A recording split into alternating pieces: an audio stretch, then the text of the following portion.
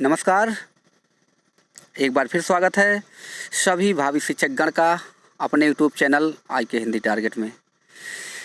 जी हाँ, Hindi TGT PGT 2020 की तैयारी इस चैनल के माध्यम से आप लोग को करवाई जा रही है और इस चैनल से आप लोग अगर जुड़ना चाहते हैं तो जुड़ सकते हैं।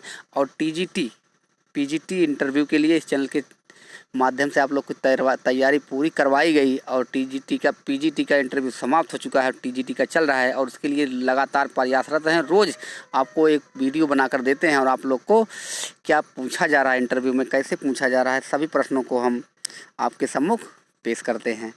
तो आज के इंटरव्यू में क्या क्या पूछा गया, दो लोगों ने कमेंट बॉक्स में तो एक लोग ने जवाब दिया, लेकिन वो कमेंट बॉक्स पता नहीं कैसे खुला नहीं पूरी तरह से, तो जवाब नहीं मिला।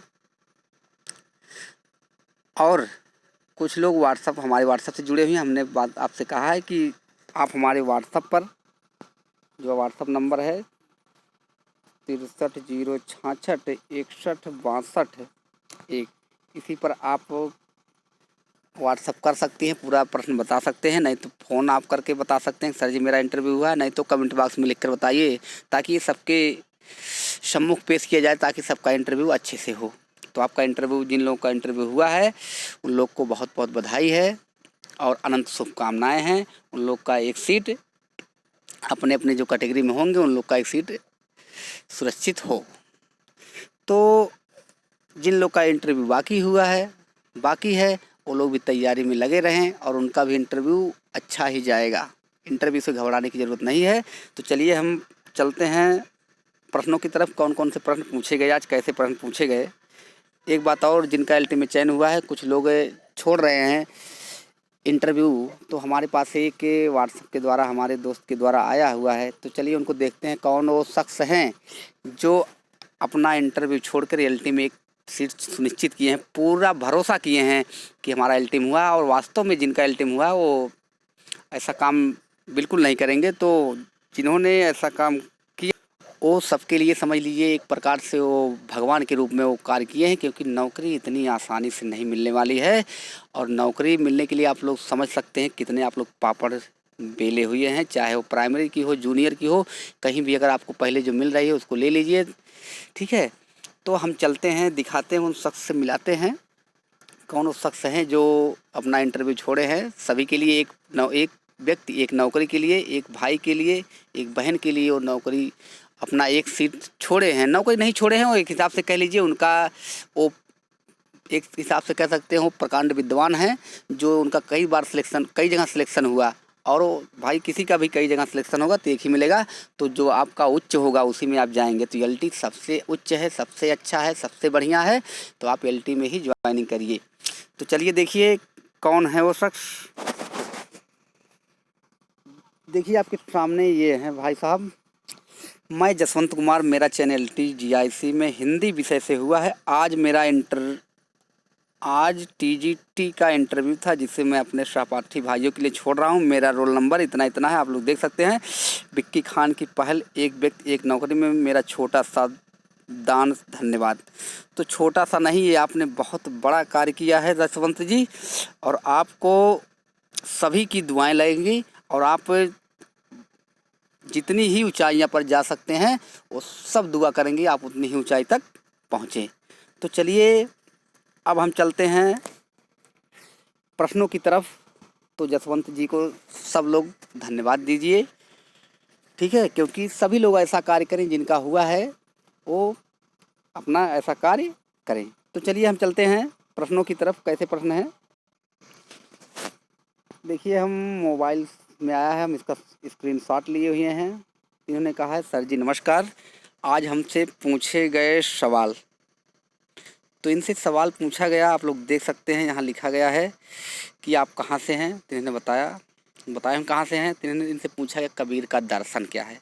तो आप लोग को इस वीडियो के माध्यम से दर्शन, रहस्यवाद कबीर का क्या है, सब बताया गया है। आप लोग उसको वीडियो में अच्छे से जाके देखिए, नहीं तो पुस्तक में देख लीजिए, किसी से पूछ लीजिए, सब बताया हुआ है। उसकी कोई पंक्ति, तुलसीदास का दर्शन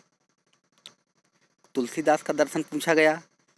फिर इसके बाद भक्ति के प्रकार, हम भक्ति के प्रकार आप लोग को बता दिए हैं, पूरे अच्छी तरह से भक्ति के प्रकार आप लोग को बताए हुए हैं। कोई पंक्ति, काव्य साथ व्याख्या, यानी कोई पंक्तियाँ सुनाइए, उसकी व्याख्या करिए। तो पंक्तियाँ जब आप सुनाएंगे तो व्याख्या जरूर आपको करना पड़ेगा। कोई भी पंक्ति सुनाइए तो व्याख्या करिए।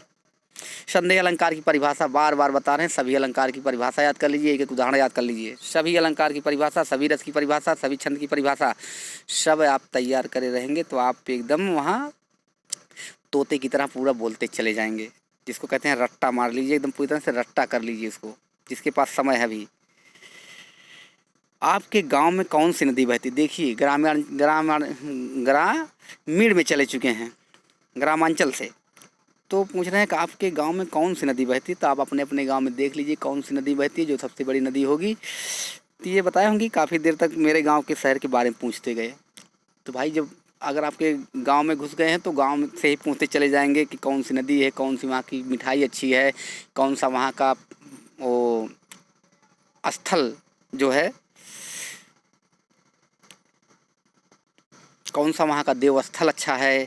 ठीक है, तो आपके थोड़ा उसको भी देखते रहिए कौन आपके डीएम हैं। तो जो नाम हम थोड़ा जान लीजिएगा, ये सब ज़रूरी है। पूछ सकते हैं, तो अगर नहीं याद है तो आप कुछ भी नाम बता दीजिए, वो चेक करने यहाँ नहीं आ रहे हैं कि आपके डीएम फलाने ही हैं। ठीक है, अगर पूछ भी रहे हैं आपके तो वहाँ रुकना नहीं है, सोचना नहीं है, माथे पर हाथ रख के नहीं सोचना है कि ये हैं को हैं। तो वहाँ एक नाम बता दीजिए, कोई फटाक से बताइए।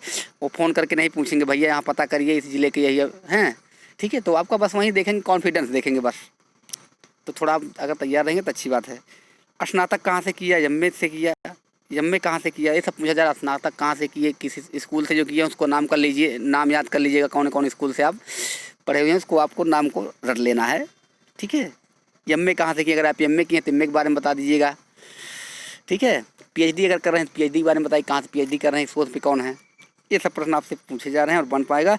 नदी में बाढ़ आती है तो इन्होंने पूछा होगा, जो कोई नदी बताए होंगे अपना, जिनके अभी नाम तो नहीं बताएं कहाँ की है।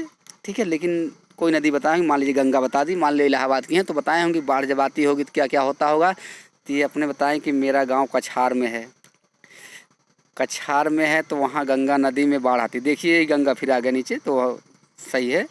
सब्जी फल सब डूब जाता है, तो जो सब्जी वब्जियाँ होती हैं सही है, आता है समय सब डूब जाता है। जो जैसे ही गंगा या यमुना कोई भी नदी सूखती है तो उसमें सभी लोग अपना तरबूजा खरबूजा काकर वगैरह वगैरह सब उसमें डाल देते हैं। प्रयागराज से है ना? हाँ, तो इन्होंने बताया प्रयागराज से, तो इनका बहुत बढ़िया हुआ, इनका इंटरव्यू बहुत बढ़िया हुआ। आपका बहुत बहुत आभार। चलिए, आपको भी बहुत बहुत धन्यवाद। आपका इंटरव्यू अच्छा गया है तो आपका सिलेक्शन पक्का होगा। और एक लोग और, चलिए एक लोग से और मिलते हैं, आपको मिलवाते हैं, इनसे मिलवाते हैं। देखिए इन्होंने अपना प्रश्न ज़्यादा नहीं दिया, लेकिन इनसे पूछा गया है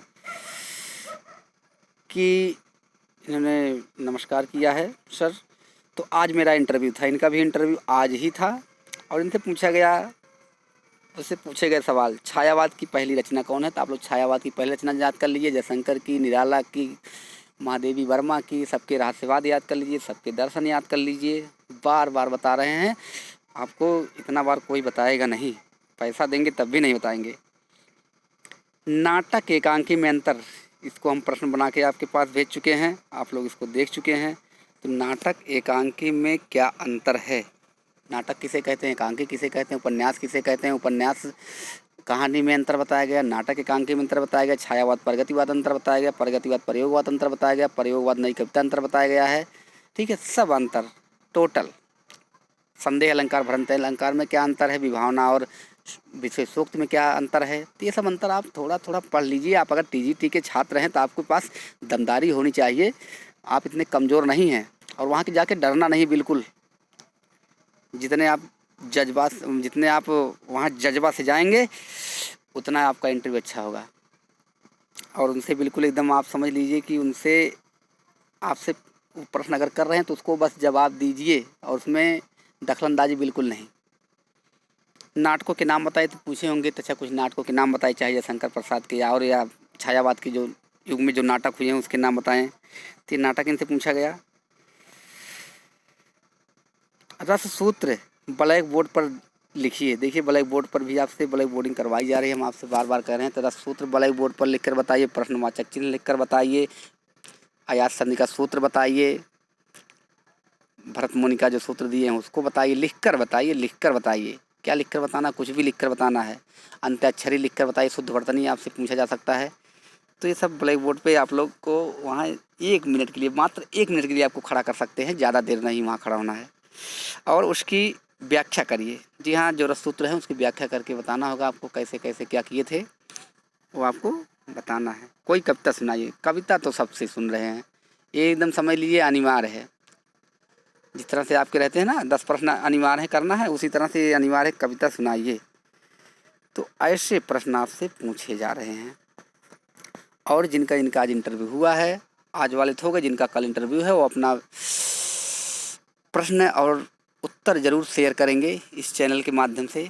और हमारे चैनल को आप लोग सब्सक्राइब कर लीजिए, ताकि आपके जितने भी हमारे वीडियो हैं आपको मिलते रहेंगे। सब्सक्राइब कर लीजिए, बेल आइकन को दबा दीजिए और लाइक भी करते रहिए। ठीक है, तो हम अब फिर मिलेंगे कल वाले वीडियो में। तब तक के लिए आप लोग से अलविदा, धन्यवाद।